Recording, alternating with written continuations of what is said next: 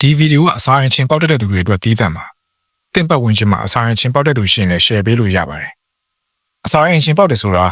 လူရှုထားမယ်ပေါ့သေးသေးလက္ခဏာတစ်ခုတော့မဟုတ်ပါဘူးတေချာကုသတာမျိုးမလုပ်ဘူးဆိုရင်အစာမျိုးပြုံးရဲ့လမ်းကြောင်းကျဉ်းသွားတဲ့အထိဒုက္ခရောက်သွားနိုင်ပါတယ်အစာရင်ချင်းပေါက်တာကိုဆေးပညာရ GERD လို့ခေါ်ပါတယ် GERD ဆိုတာ gastroesophageal reflux disease ကိုအတူကခေါ်တာပါနာမည်ရှုံးနေကြမယ်ဖြစ်စဉ်ရလို့ရိုးရှင်းပါတယ်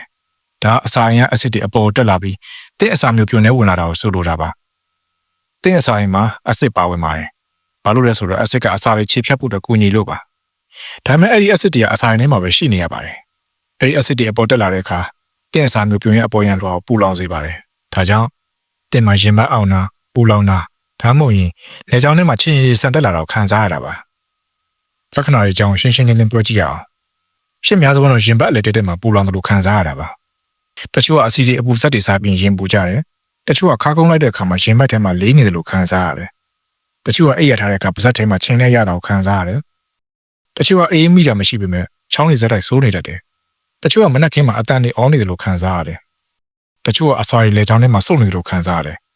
တချို့ဆိုရင်နှလုံးရောဂါထလာတယ်လို့ပဲရင်ဘတ်ထဲမှာစူးပြီးအောင့်တတ်ကြပါတယ်GERDကဘာလို့ဖြစ်ရတာလဲတဲ့အစာရင်းနဲ့အစာမျိုးပြုံးချမ်းမှာ LES lower esophageal sphincter လို့ခေါ်တဲ့တခါငယ်လေးရှိပါတယ်အဲ့ဒီတခါလေးဟာအစာရင်းကိုအစာဝင်ပြီးရင်တင်းတင်းကြပ်ကြပ်ပိတ်ထားမယ်တာဝန်ရှိပါတယ်ဒါပေမဲ့တခါတလေမှာအဲ့ဒီတခါအားနေသွားတယ်ဒါမှမဟုတ်ပြေလျော့သွားတတ်ပါတယ်တခါကောင်းကောင်းမပိတ်တဲ့အခါအဆစ်တွေအပေါ်ဆန်တက်လာပါတယ်တခါနဲ့အစာအများကြီးစားရတာအဲ့ဒီအဆစ်တွေအပေါ်တွန်းပို့သလိုဖြစ်စေပါတယ်အလော်ကြီးနဲ့မြင်မြန်စားတာလည်းအစာရုံကောင်းကောင်းလုပ်ကိုအချိန်မပေးပါဘူးအစာစားပြီးချင်းလဲရတာတော့အဓိကအကြောင်းရင်းပါအပူဆက်အစီများတာချင်းတဲ့အစာတွေ coffee chocolate အေးတွေချူတွေကခုနပြောခဲ့တဲ့တခါလေးပိုပြီးပြေလျော့စေပါတယ်